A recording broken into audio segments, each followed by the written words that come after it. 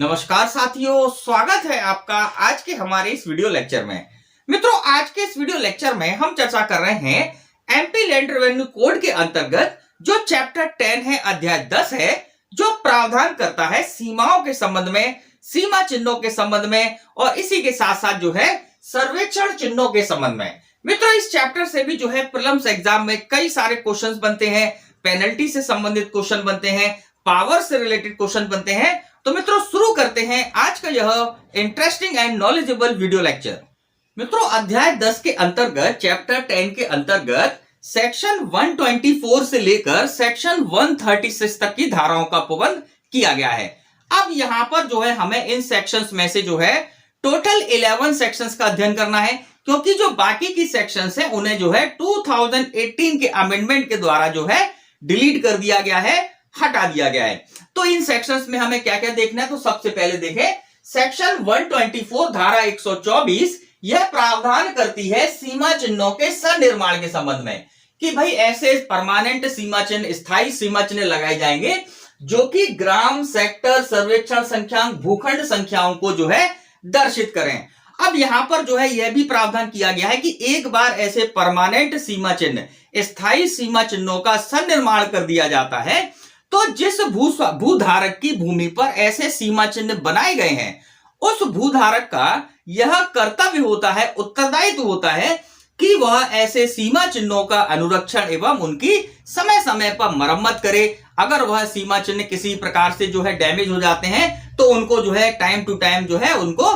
Repair करने का उत्तरदायित्व जो है यह भूधारक का होता है, जिस व्यक्ति की भूमि पर ऐसे सीमा चिन्ह लगाए गए हैं। तो यहां पर ध्यान रखिएगा, एग्जाम में क्वेश्चन बन सकता है कि भाई जो सीमा चिन्ह बना दिए गए हैं, सन्निर्माण कर दिए गए हैं परमानेंट, उन सीमा चिन्हों का जो है अनुरक्षण करने का कार्य, उनको जो है मरम्मत करने का दायित्व जो है, उत्तरदायित्व जो है किसका होता है, तो यहां पर उस भूधारक का उत्तरदायित्व होता है जिसकी भूमि पर ऐसे सीमा चिन्ह बनाए गए हैं। तो यहां पर सेक्शन 124 में यही सारे प्रावधान है। अब इसके बाद देखें सेक्शन 125 धारा 125, यह प्रावधान करती है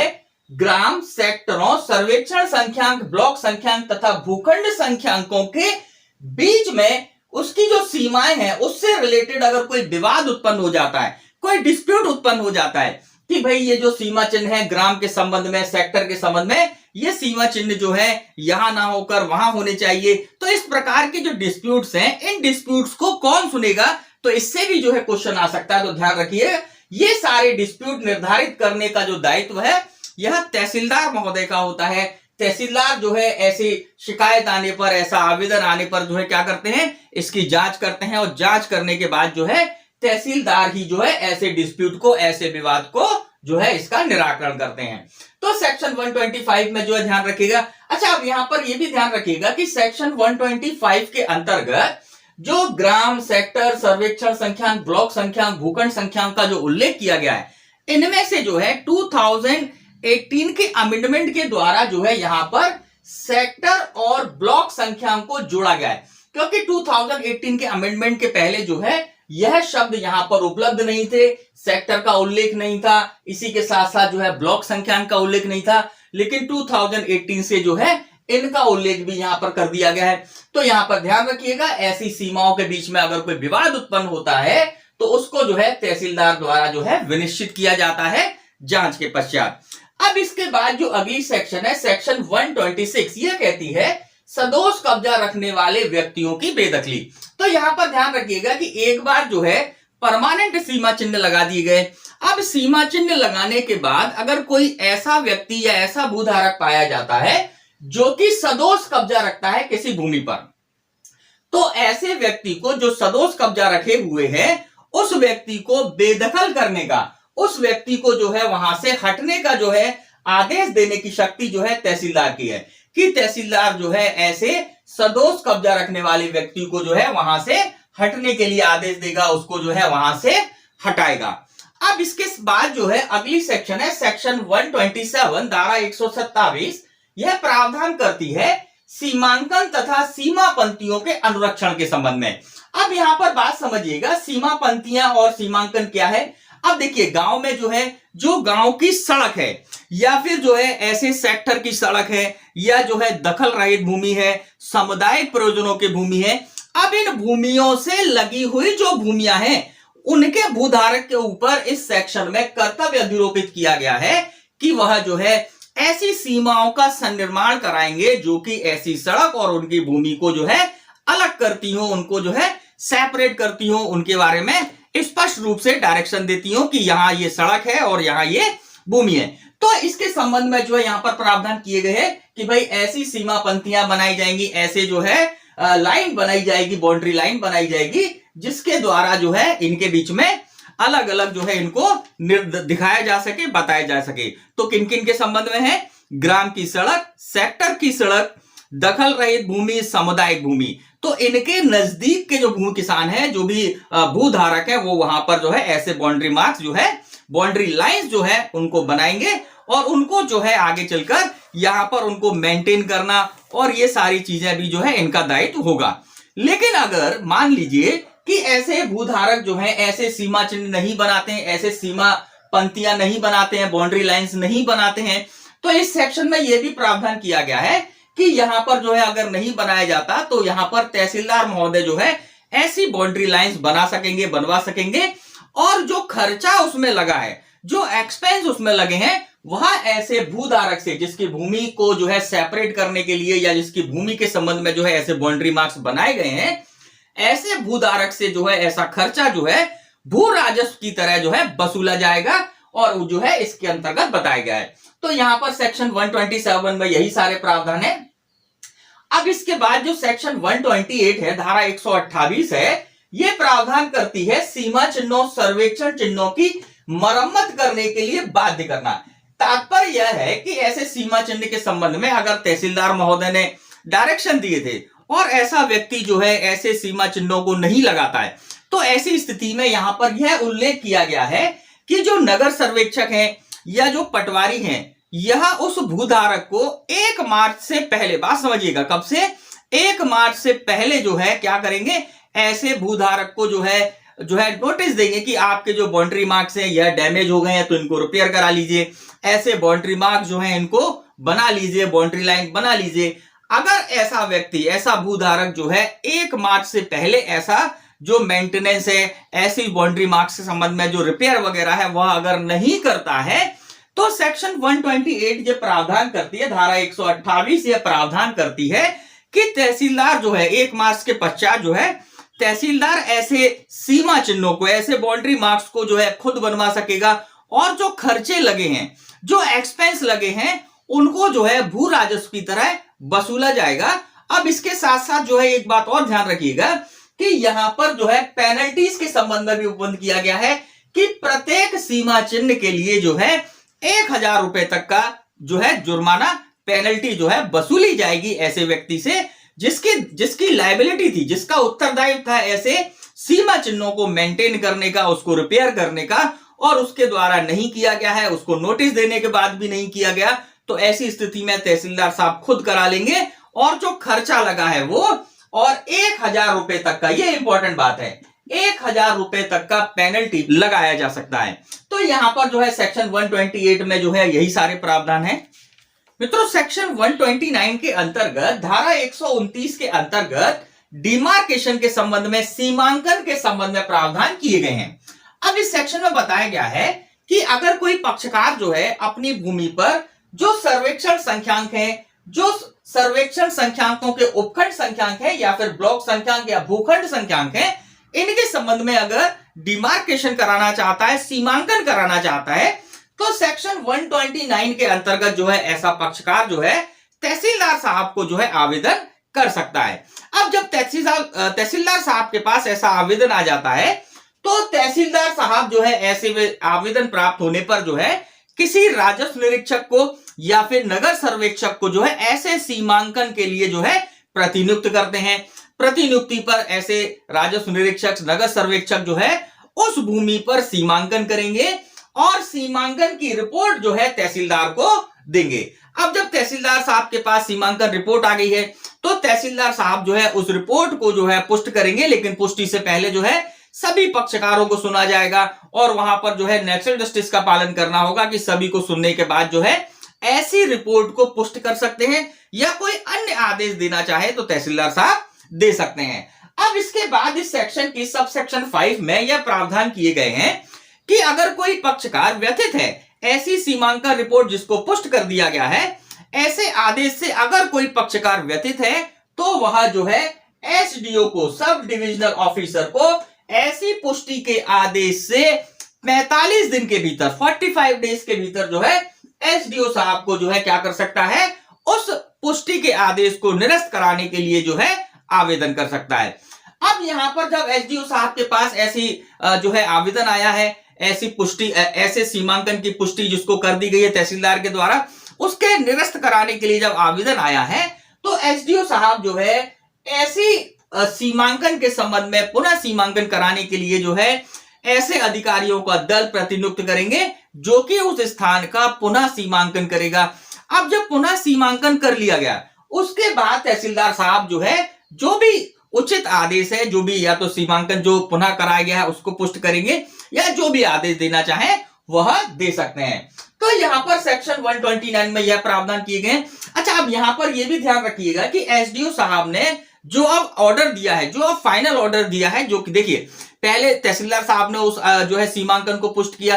अब अगर एसडीओ साहब के पास फिर से सीमांकन कराने के बाद जो है एसडीओ साहब ऐसे आदेश को पुष्ट करते हैं या कोई अन्य आदेश देते हैं तो ऐसे आदेश का ना तो कोई अपील होगी और ना ही कोई पुनरीक्षण ग्रहण किया जाएगा। इस बात के बारे में प्रावधान जो है यहां पर दिए गए हैं। और इसी के संबंध में यह भी प्रावधान किए गए हैं कि ऐसे सीमांकन के संबंध में जो है राज्य सरकार जो है क्या कर सकती है, नियम बना सकती है कि राज्य सरकार जो है ऐसे सर्वेक्षण के लिए या ऐसे सर्वेक्षण संख्यांक या सर्वेक्षण संख्या के उपखंड के संबंध में, ब्लॉक के संबंध में, भूखंडों के संबंध में जो है जो सीमांकन के नियम है उनको बना सकती है। तो सेक्शन 129 में यही सारे प्रावधान है। मित्रों, जो अगली सेक्शन है सेक्शन 130 धारा 130 जो कि परीक्षा के लिए बहुत इंपॉर्टेंट है, ध्यान रखिएगा। अब इस सेक्शन में क्या बताया गया, इस सेक्शन में बताया गया है सीमा चिन्हों, सर्वेक्षण चिन्हों को विनष्ट करने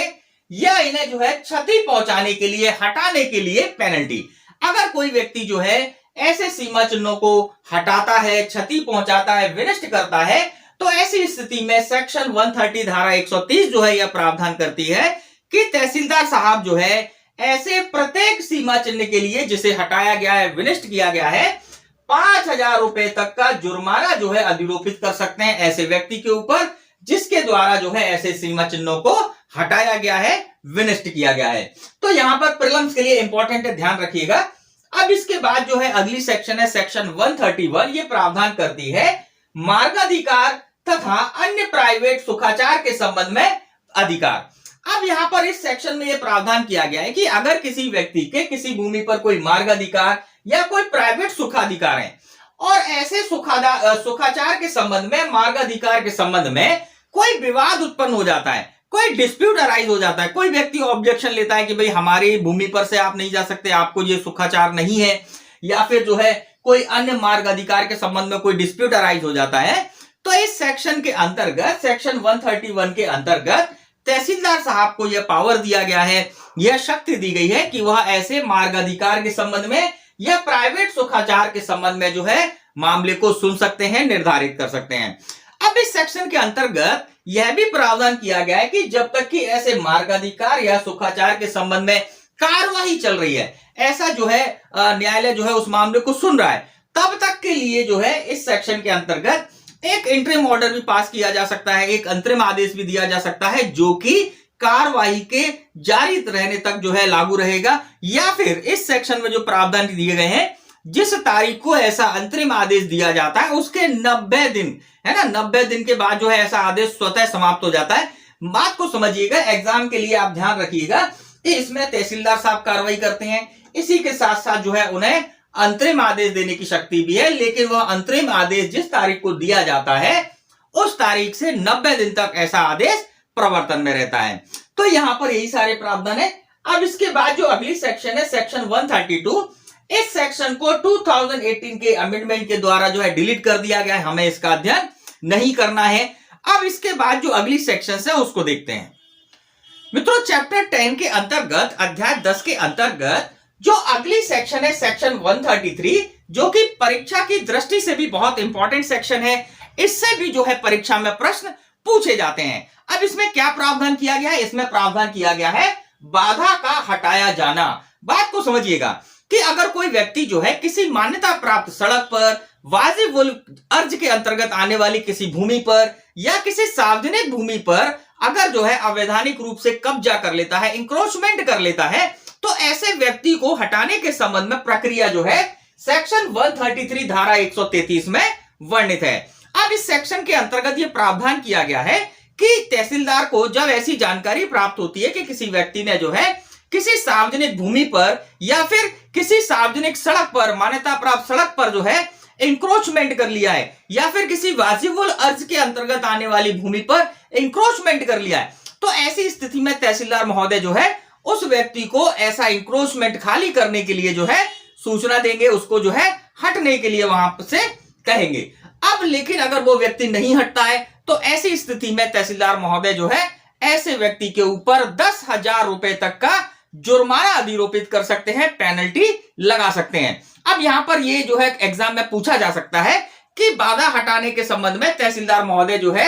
ऐसे व्यक्ति पर जिसने अवैधानिक रूप से इंक्रोचमेंट कर रखा है उसको हटाने के संबंध में जो है कितने धनराशि तक का जुर्माना लगा सकते हैं, पेनल्टी लगा सकते हैं। तो ध्यान रखिएगा 10,000 रुपए तक की पेनल्टी लगा सकते हैं। अब इसके बाद आगे ये प्रावधान किए गए हैं कि ऐसा व्यक्ति जो है तहसीलदार के आदेश प्राप्त होने पर ऐसे जुर्माना लगाने के बावजूद भी जो है ऐसे इंक्रोचमेंट को खाली नहीं करता है, उसको जो है नहीं हटाया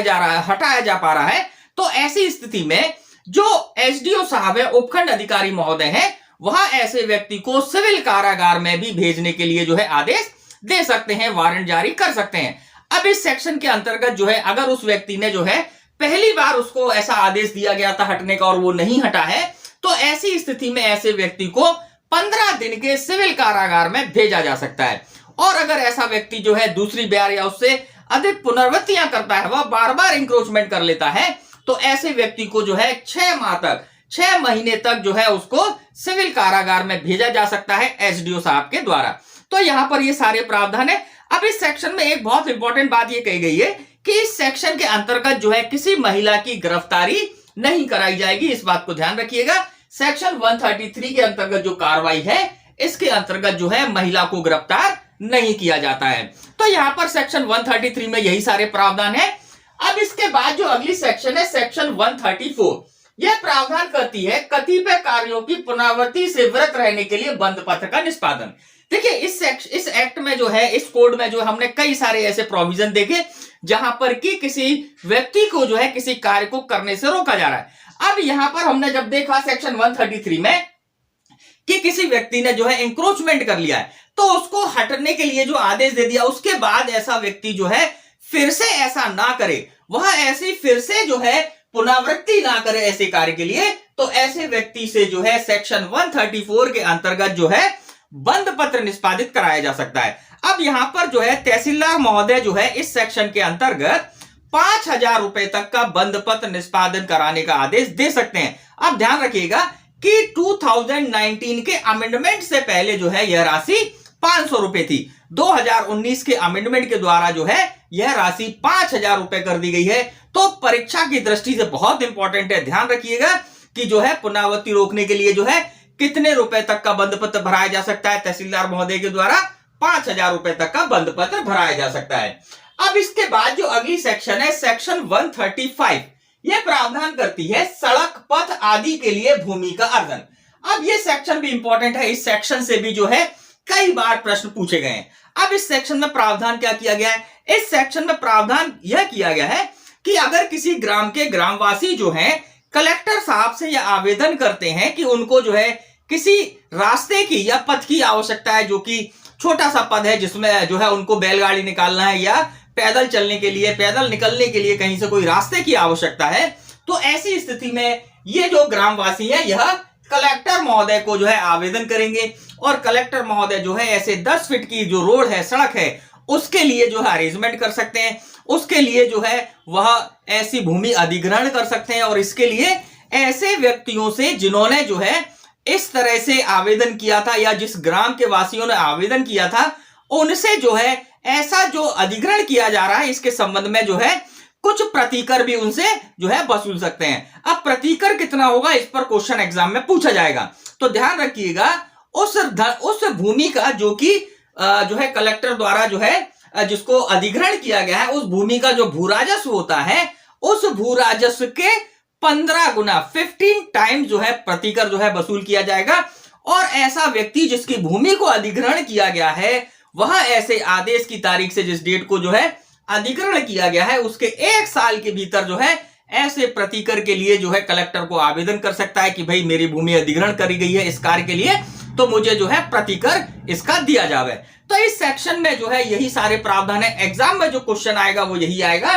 कि ग्राम के निवासी जो है सड़क या पथ के लिए भूमि के अर्जन के लिए किसको जो है आवेदन किस करेंगे, तो कलेक्टर साहब को करेंगे। और यहां पर जो सड़क है वो 10 फीट की सड़क के लिए, इससे बड़ी सड़क के लिए जो है इस सेक्शन में प्रावधान नहीं है। और जो है जब भूमि अधिग्रहण किया जाएगा तो ऐसे ग्राम वासियों से प्रतिकर के रूप में कितनी राशि वसूली जाएगी, जो कि उस भूमि के भू राजस्व का जो निर्धारण किया गया है उसके 15 गुना तक जो है ऐसा कंपनसेशन जो है उनसे वसूला जा सकता है, प्रतिकर के रूप में लिया जा सकता है। और इस प्रतिकर को जो है ऐसे व्यक्ति जिनकी भूमि अधिग्रहण की गई है उनको जो है ऐसी धनराशि जो है उनको अगर वह 1 साल के भीतर आवेदन करते हैं तो उनको प्रदान की जाएगी। तो यहां पर जो है सेक्शन 135 के अंतर्गत यही सारी बातें हैं, ध्यान रखिएगा, एग्जाम के लिए इंपॉर्टेंट सेक्शन है। अब इसके बाद जो सेक्शन 136 है इसको 2018 के द्वारा जो है डिलीट कर दिया गया है। तो यहां पर मित्रों हमने जो है चैप्टर 10 के अंतर्गत सेक्शन 124 से सेक्शन 136 तक की धाराओं को देखा जो कि परीक्षाओं की दृष्टि से इंपॉर्टेंट हैं। मित्रों इसी के साथ आज का यह वीडियो लेक्चर हम यहीं पर समाप्त करते हैं। होती है आपसे मुलाकात हमारे नए वीडियो लेक्चर में, नेक्स्ट वीडियो लेक्चर में। नमस्कार, जय हिंद, जय भारत।